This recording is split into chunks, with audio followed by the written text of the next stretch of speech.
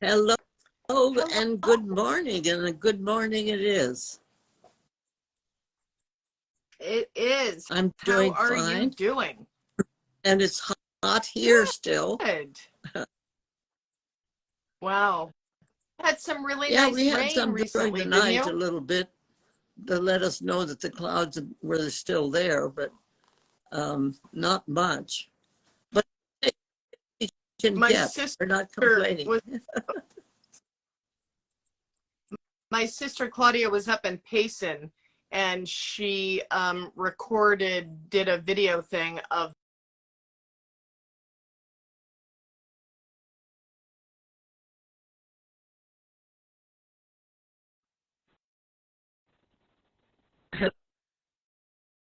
Yeah, it's so nothing like it. exciting and so beautiful, and the thunder and lightning is it's a really exciting time during the months. Mm, yes.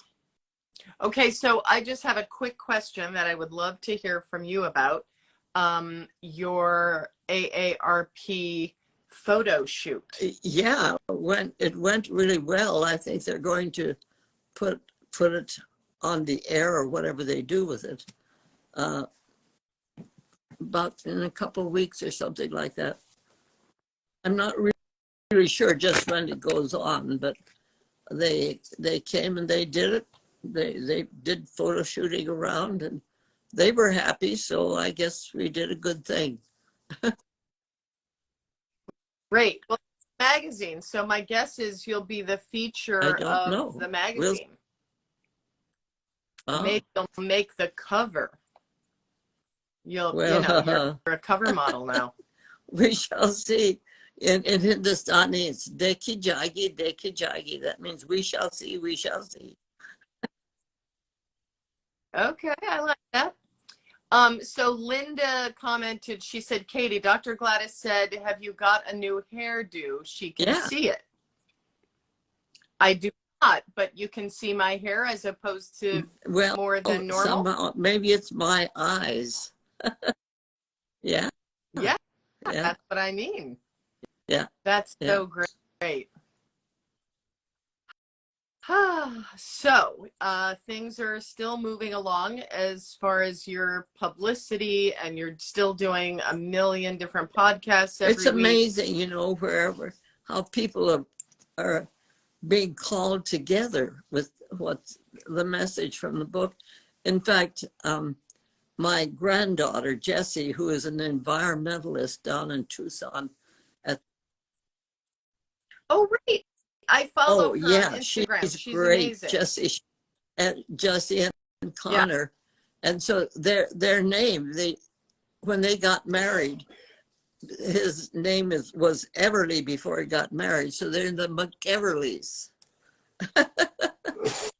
Isn't that I lovely?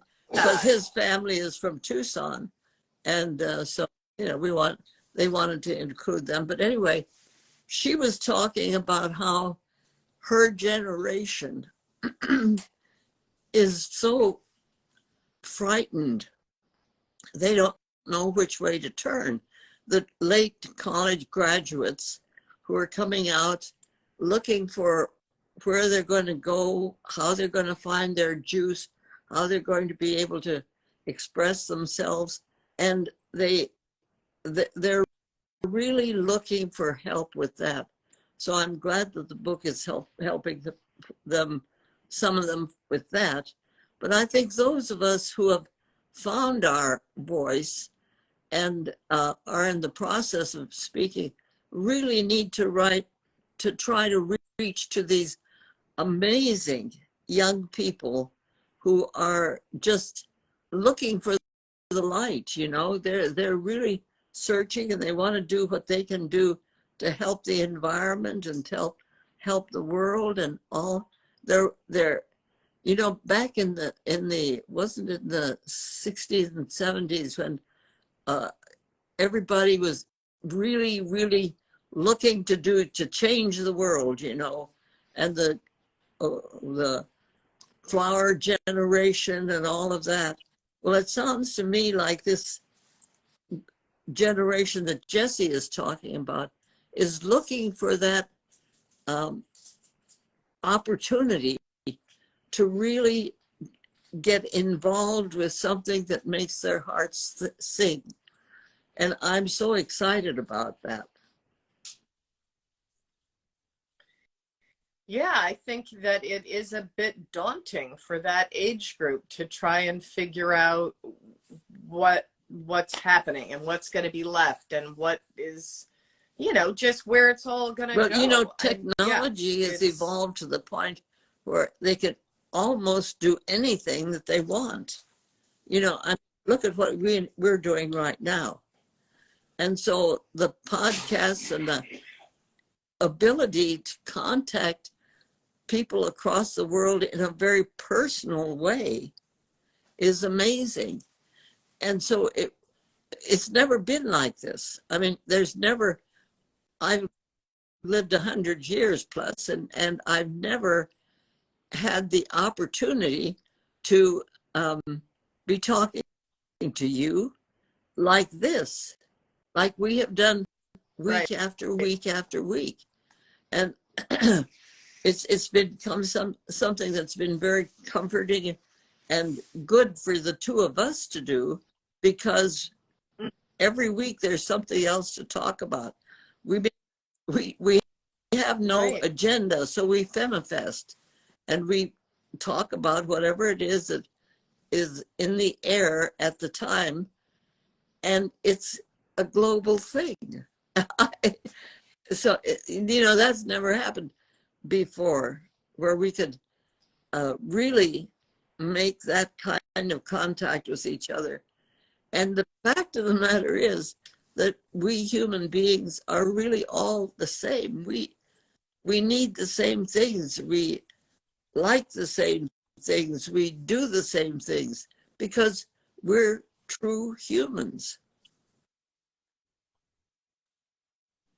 And so to that, I absolutely agree.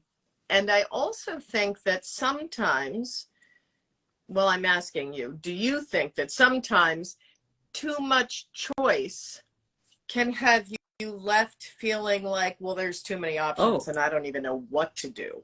Sure. So it's confusing. Yeah. There's so many things that are available to us. And that's what they were talking about too, Jesse and Connor, was that, you can go this way or that way. They're apps that are presenting themselves in ways that really have never happened before. So in order for them to really find what it is that they are looking for, it's available to them on the outside, and their choice has to be made from the inside of themselves. So they can look at all of these other things and say, well, that might be, and that might be, and that might, but they're almost offered so many choices that they're confusing. If that's all they're looking for is from the outside, then they're going to be really confused. They need to connect with their inside, what it is that makes them really sing, what it is that when they think about that one, that's what I want to do, But it takes some inner work, some dream work, some talking, some thinking, some reading it, all of those things. Right. Yeah, I agree. And that's what I was going to say as well, is that, going in to really get clear about what it is that gives you the juice. What you were and helps you painting. I mean, that's amazing. Drawing our own picture. Right. Yeah. So the options are endless for people these days. And I was just listening. It was interesting. I was listening to a podcast. I know I bring her up a lot, Mel Robbins. and she's interviewing her 85-year-old mother-in-law to find out. Everybody wants to know, like, how she stays so young, what it is she does, what is her day, you know, no different than Yeah. what people want to hear from you. Like, well, how did you do it? What's your day like? What do you do every day? You know, and this whole thing. And so it was interesting because not only was it about meditating and taking good care of your health, staying in motion. I'm not done with the podcast yet, but staying in motion. So she walks every day. But there was also a piece about connection and also a piece about feeling loved. And so she said what she does, because she's a widow, is that she volunteers at hospice. And she said, if you feel like you don't have anybody that loves you, go take care of somebody. They will love you. They will be so grateful that you have come to sit by their bedside or make them a meal or do whatever it is. And so she, for 40 years, she has gone to hospice and sat with people. And she said it's one of the most rewarding things she's ever done. That's what the young people really, I think, when they hear something like that, they realize that there's some continuity to it, because what they're hearing is, wow, this would be great, but then it's gone. And then this would be great, but then it's gone. But to hear that she has been doing this for 40 years and it just still brings her juice, because every new person that she works with is a new person. Right. Yeah. So even I think it would be interesting. So even for all these 20 somethings that feel disconnected or they're not really sure what to do, you know, finding something that they do love, that they're passionate about, and go volunteer once a week or do something in those lines to just, because I do feel like once you start building the juice, then it just self replenishes, right? Because it gets it's bigger alive. and bigger and bigger. That's what it knows how to do. Right. You know, out in the desert here, where Jesse is working down in Tucson and so on, there's all kinds of work that has to be done about saving the saguaros. And, you know, they had this some kind of a thing that attacked and killed a lot of saguaros. And so there are things like that in our environment that are being attacked by who knows what. And if we can look around and find out what we can do for something like that, these are living aspects within each one of our environment. There's a tree or a special tree, like for a while I think what was that, the chestnuts in Ohio were being they were just, I don't know, they had some kind of a disease. And I know one time there, and there, this has happened repeatedly, there's some kind of a attack to the pine trees up around Flagstaff. So, I mean, there are things that are happening in the universe around us. If we look at, if there's something that we're looking to do to help somebody, some aspect of our lives that enhances the lives of everybody else, then that's really gives us juice. Mm-hmm.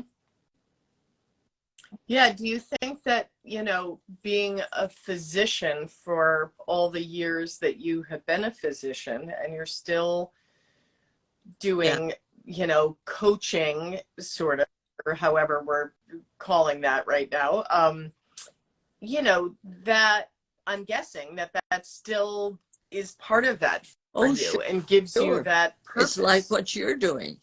You know, every time you treat a patient, it's an honor to be uh, asked to do that.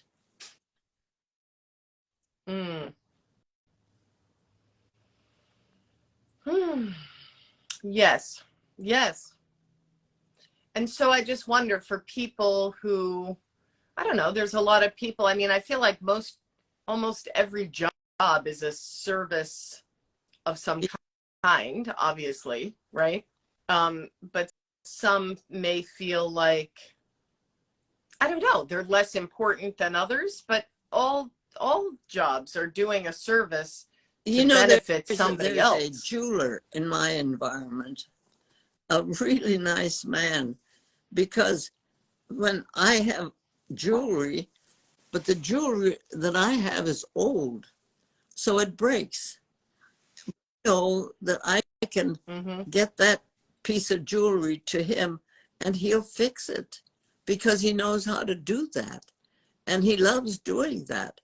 And so it's that kind of connection, which, um, you know, how many people have a jeweler that knows you and actually knows your jewelry? Isn't that Yeah, that's something? pretty So there are amazing. these things that are we as individuals have in connection with other people who a lot of other people probably don't have this connection with a jeweler, which I think is awesome. Right. Right.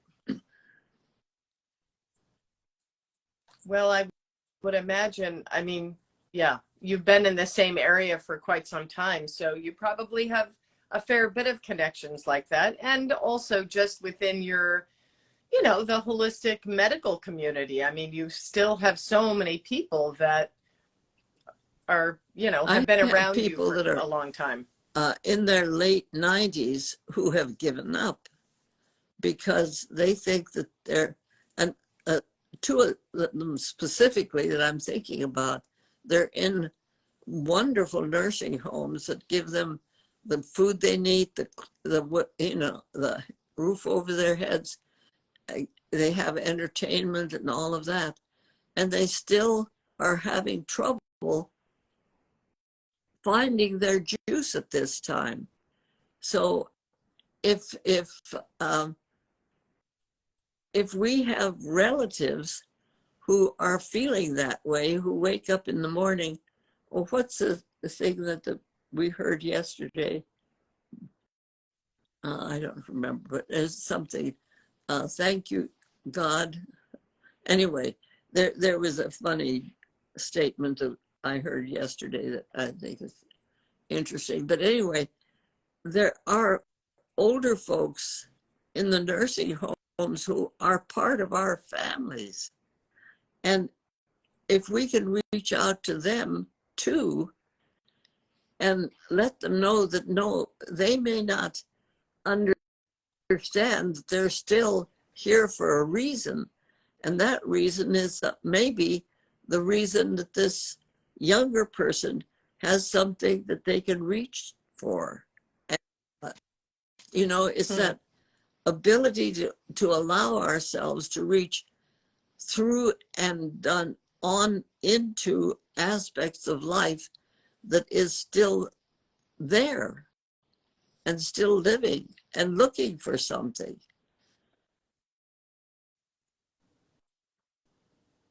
Yeah, so that makes me feel like there's, that morning prayer or that morning quietude that somebody may have as a practice that they do every morning would be that time to ask that question of to themselves, like, how can I be of service today? Or what is the magic?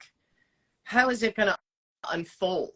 Let me stay open to the unfolding of the magic And that who is and in this what can I universe. help? Because my helping Right. them helps me because it lets me grow and it keeps me from being Mm. stuck. It's when we get stuck that life just does, loses its juice. Well, it doesn't need to lose its juice because Yeah. we don't really need to be stuck. We just do get stuck. We get stuck and we don't know how we got there sometimes. But if we begin Right. looking for the reason that's there and do what we can to move that stuckness, maybe we don't need to be stuck. Maybe we can look out for a new sunrise instead of, oh man, another new day. If we keep saying that, it's like if we have some kind of food and we tell ourselves that this is bad for us, but we should eat it, and we eat it saying it's bad for us, what's it going to do? Right. Going to say this is Right. bad for me, and it's not going to be nutritious. On the other hand, if there's some food that is, it may not be our favorite food, but we can tell ourselves, first of all, we can bless it. We can be thankful for some food. Think about the people who are starving. They'll take any effort and be grateful for whatever it is that they get. But our acceptance of what we take in as food and air and joy and our things that make us alive, and understand that it's worth living. And actually, for people who are my age and around that age, looking back on things that made you laugh and made you sing is really a good thing. My brother, Carl, who was the trickster in the family, he was the tamashawala. He was the one that did funny things. When we were in high school, we had a wonderful German teacher, Miss Marley. This is in the Himalayas in India. And he went in more early one morning before class started. I guess he was about a junior in high school. And he wrote on the blackboard, I don't know if he came up with this himself or he found it someplace.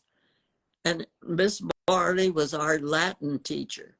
So he writes on the blackboard before anybody else came in, Latin is a language as dead can be. It killed the ancient Romans, and now it's killing me. Dead are the ones who wrote it. Dead are ones who spoke it. Dead will be the ones who learn it. Blessed death, they earn it. And he sat down, and the students came in, and Miss Marty comes in, and she looks at the blackboard, and she didn't take 1 minute. She looks around the room, and she says, Carl Taylor, meet me after class. She knew who had done it because he was always, doing stuff like that. So she got him because her steps were on the quadrangle at this boarding school, and she had him come and sit on her steps and hem handkerchiefs. The whole student body is walking by and so pointing at him and laughing. I mean, this was such a funny thing because he started it by saying that Latin was, and she picked it up and gave more juice to it by making, which at this stage in my life makes me laugh to think about that whole string of events that we had the opportunity to stand there and watch Carl trying to hem handkerchiefs. That is so funny. So I want to go back to what you were saying about the being stuck piece, because you think that there is a blessing in the stuckness. like to be stuck for like give yourself a day or two to really be in that dark stuckness, asking those hard questions to then emerge again. Yes, and if you can find a bit of light or humor or something, that's why I think this memory lane thing is such a good thing. There has to be something right in your memory that actually, every time you think about it, makes you laugh. I can't think about this Latin as a language without laughing. And it's that connecting with memories that we have. I'm talking about the old folks, us folks. We've got all kinds of memories. I have memories of when my now elderly people who are my children were small, and the things that happened there that just, right.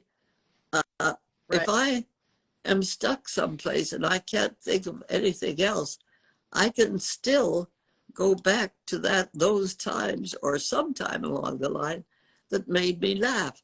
And when I do that, I'm moving out of the stuckness. I'm actually growing out of it, living out of it. I'm not just trying to get over it. I'm not pushing it in the corner and saying, well, that's not important, because it's important. It'll help me get right out of this stuck place. right so someone their Instagram name is Lighthouse Counseling, says one of the best things I took out of the book is to be true to yourself and own our own characteristics. This is the best thing ever. Absolutely. It's getting to know ourselves, what it is that makes us happy, what makes us laugh, what makes us sad. Sometimes there are times when we need to remember the sadness that we lived through, or the things that right really hurt, and then deal with it and live with that for a while until it took me a long time to put the context of my divorce into my memory lane so that it was being helpful. And it was when I finally got I spent one night just going over, this, that, and the other thing, and the pain and all. And I realized that I had an option, either to keep on doing that, which really hurt, and I could keep it, the juice of that going, or think about what we had done together that was great. Came up with the idea that I really don't resent one moment that Bill McGarry and I spent together, because the things that we did, the things that made our hearts sing, the kids, these children, all of these things are so precious that that's where my memory lane wants to go. And then I figured, so I don't resent one moment that we spent together. And then Bill took a vacation. So that's his problem. Whatever he did, that's, it wasn't I didn't need to carry that any longer. And so I let him take a vacation. I don't pay attention to that. It's what I took out of what we had done together, and that which still nourishes my soul. So I have a question about that, because I know that this might resonate with a lot of people who have had hurtful things happen to them. And it is hard for people to let that go and to get to that place where you say you got to, of just rejoicing in the memory of the good part and not having regret. So how would you guide somebody to get to that place? I mean, were you seeing a therapist or a counselor, or did you have No, people to talk it through with? I actually was paying attention to my dreams and thinking about things that I was thinking, and realized that when I was thinking about how hurt I was and how damaged I was feeling really bad, feeling angry. I was feeling upset. I did, you know, I decided, I made the decision that I don't need to do that to myself. I don't need to keep reactivating the pain that I had at that time. I remembered it, I blessed it, and I'll let it go. And when it comes back up again, the reality of it is that now that, you know, I can remember those times, but they don't hurt like they hurt. Now there are times, and if somebody asks me a question about such and such and such, and I can go through that process, but it's not like picking the old scab on the old pain, you know. It's saying, okay, that's healed now. And for me, that's a good thing. It's a very good thing that I went through all of that and learned from it, because I think everything that happens in our lives is something that it's a teacher to us. It's not just for the pain of it, but that whole process, that what I learned from that process is really, it set me free. It allowed me to do who Gladys McGarry came to do. And I mean, what, you know, good English. Yeah, it's interesting because I had a similar, went through a divorce, and I struggled because there had been a lot of infidelity. And in my view, I always look at things that everyone in your life is just a reflection of some part of you that you can't see about yourself. So I kept trying to figure out, well, how is that true? I've never done that to somebody else. But what I realized, and this was the greatest gift of it all, was that I had abandoned myself. Right. And so it was the realization that I had completely abandoned myself. And this was the biggest wake-up call. I needed it to be really loud so it would hit me over the head and I would pay attention to it. But it set me on a whole different course of healing myself and coming to the place where I can have compassion.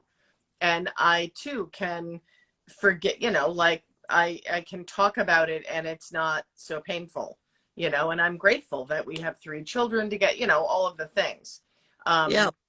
It's same thing for me. A lot of work. Because all through the time when Bill and I were married, it was always Bill and Gladys. Always the and Gladys, And after we got the divorce, it wasn't that anymore. I had to claim my name and let the and part go. I wasn't a tag along anymore. I was who I was, and I had to do the things I had to do. I had to sign my own checks and do all of that, and start my own practice all over again with my daughter. It was a reclaiming, not just of who I was, but the reality of who I was. Right. Somebody was asking a question. What if you can't find good memories in that relationship? You haven't looked long enough. Because if it's still hurting, underneath that hurt, there's still something that is hiding from you. And so look for it, move some other things around in your memory. Ask for your dreams. My dreams really, really have helped me through the years. And they may seem like foolishness, but they aren't, you know. It's something that look for the symbols in the dreams. What does a bird symbol? What does a tiger symbolize? What does, you know, different symbols that come to you in your dreams, and you're not going to really find them unless you start really looking for them and write them down as dreams. I mean, you can do it in daydreams too, but the dreams that come to you at night are your precious library. But it is there for you to look into and investigate.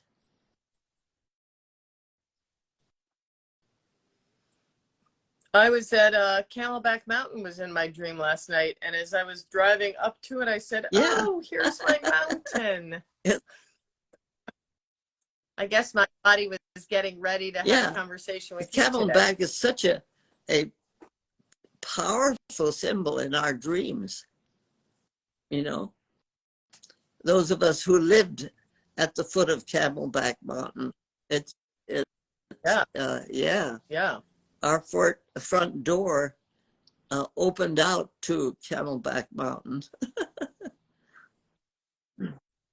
Yeah, it's pretty, I guess I didn't realize it until, and I know I shared this with you when I was out there last year for your birthday celebration.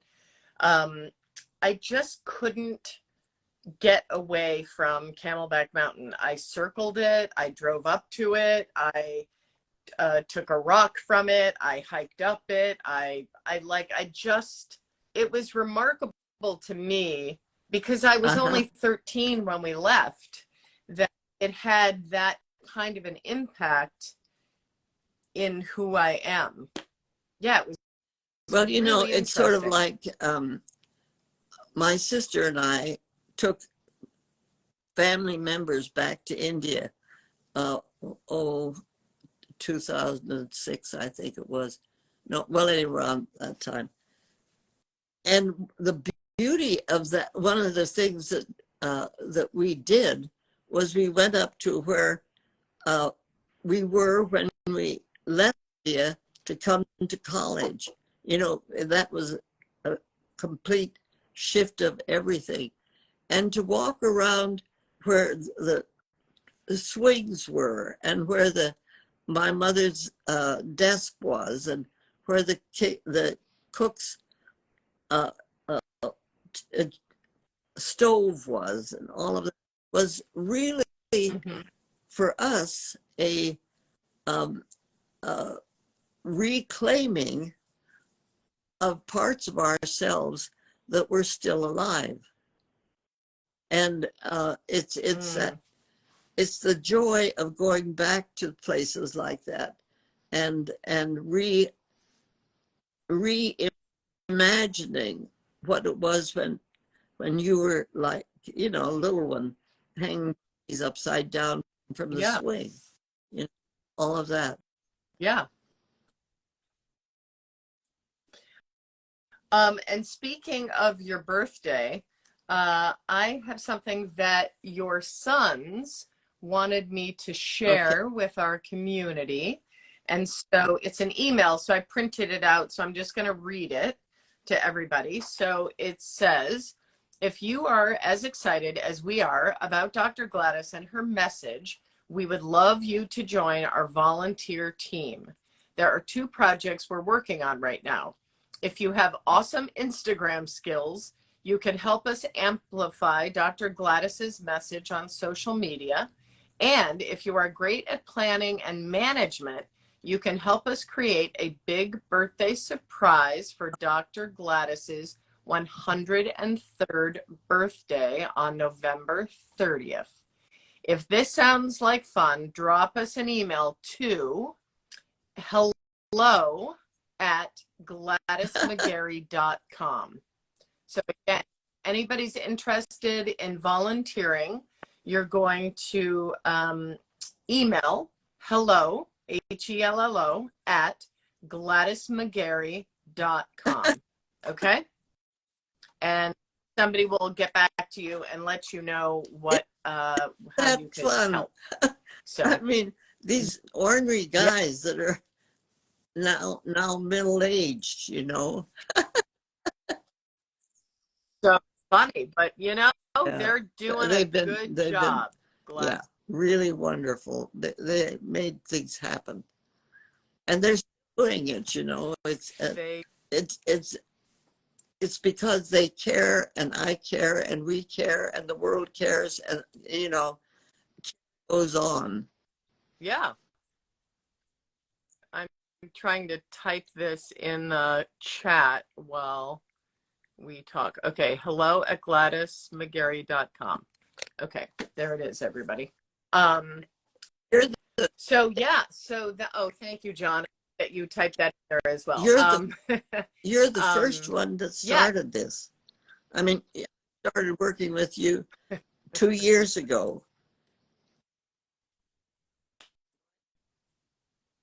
and look And look what's where you happened. are now. So I the this know. audience has been sort of like the baby boomers that were born at that time 2 years ago, and you're still around. And so what a what a absolute It's total. I mean, what a fun thing to have just witnessed and been part of. You writing the book and the book coming out, and it's just been all so exciting. And going to the birthday gala last year. So we'll have to. Do they have a well. date yet for the They're new one? thinking Rose is going to tell you sometime pretty soon what they decided, because Okay. I don't know. I've heard rumors, but I can't come in riding in on on an elephant. They said I can't do that. Oh gosh, that would be pretty darn amazing, Yeah, wouldn't it? that's a Okay, joke. said you can't. I know, but I don't know. I think it'd be pretty good. I mean, I don't know what can the red Yeah, bike tricycle was pretty good. So, yeah, you're yeah, to yeah. top that one. Well, do you have any big plans for the rest of the week or the weekend with Yeah, it being Labor Day no, weekend? it's just ongoing. The same things are happening around the world. In Yeah. Paris and in London and in Cambodia and in you know Africa, and I it just it's awesome. It's Australia. It's uh, it's just it's breathtaking and awesome, and I'm totally grateful that the that the message is being heard and useful for people. It just sparked a thought, and I don't know what. Anyway, I'm just going to share this with you. So I know I've talked to you about Joe Dispenza, Dr. Joe Dispenza stuff. So he's doing a thing on, I think it's Saturday. Hang on, let me look. Saturday, September 23rd is it's a global walking meditation at 10 a.m. Wow. Eastern. And so he is trying to get as many people as they can to sign up, so that everybody, and then once you sign up, you'll be given this meditation that you can put into your download onto your phone. So when you're doing the walking meditation, you're, have it in your ears. But, just kind of a cool thing to have as many people on the planet meditating, walking meditation at the exact same time. So it would be kind of an interesting thing if we pick one day where we try to get as many people as possible to buy your book. Like just one day, pick the one day. and try to get as many people on that day to buy that Wow. book. It'd be kind of cool. That's amazing. Yeah. Yeah. I'll talk to the brothers about it. Okay, hang on. There were a couple of more comments here. Someone is asking, how do you feel about the world changing now? It's really changing now. Yeah. I think I think we're reaching for our true humanity. I think it's exciting. Mm. Yeah, I mean, I think you have to always keep looking for that light that's happening within what seems like And the our darkness. true humanity is still reaching like E.T. for home. Mm-hmm. Yeah. Yeah. Yeah.